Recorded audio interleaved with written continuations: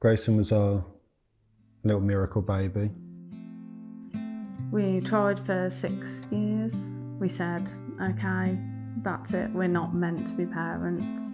And then 6 months later, we fell pregnant naturally with him. Just one day, while you were changing his nappy, wasn't it?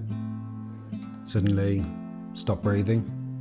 We gave him like rescue breaths and he just came round. But the ambulance crew said it's protocol with the baby that's had an issue to take them in and get them checked over anyway. So I went in the ambulance with him.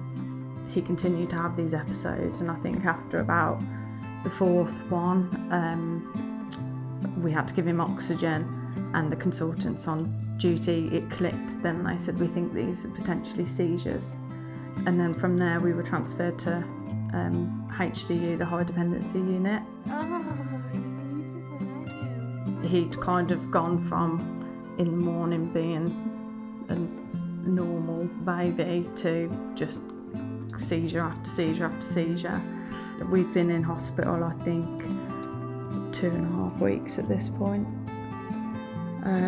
The consultant came to see us and said Birmingham found something on his brain scan. And I remember he said he had another little boy, didn't he, with a similar condition. And I remember saying to him, well, you know, how's the little boy? And he just looked at me and he said, he's dying.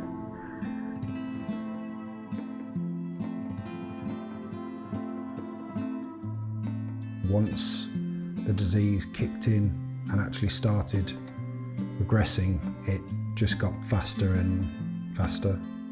You know, anything could trigger a seizure. A bath would trigger a seizure. Changing his nappy would trigger a seizure. Feeding him would trigger it. All the stuff that you have to do regularly with a baby, you know. You're in fight or flight for that whole period. Yeah. And you're just living minute by minute. One of the nurses said to me after we'd had the diagnosis, said, have you thought about hospice care?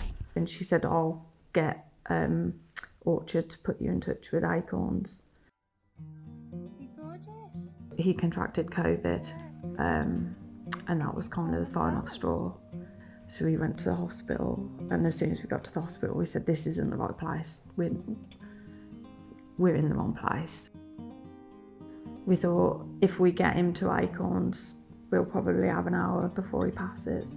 And it was summer, it was a really warm night. Got here about 9 o'clock, I think, and the doors were open and the nurses were waiting for us. And they were just like, take him into the garden. And at that point, he hadn't been outside for about 3-4 weeks, I think. Everybody, not even just the nurses, you know, took the time to get to know us and took the time to get to know Grayson. You hear all the happiness from the other, and you know, there was days where we were able to take Grayson to be part of it, and the chef baked him a cake for his 6-month birthday. I don't think we felt that at ease with our situation and Grayson's situation until we came here. It facilitated us being able to spend every single second with him. And we did just that, didn't we? Every single second.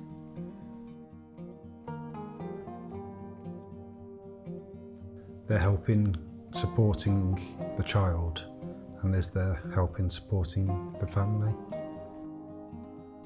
The outcome and the aftermath after Grayson's death would have been very different if we hadn't have had the support that we did here.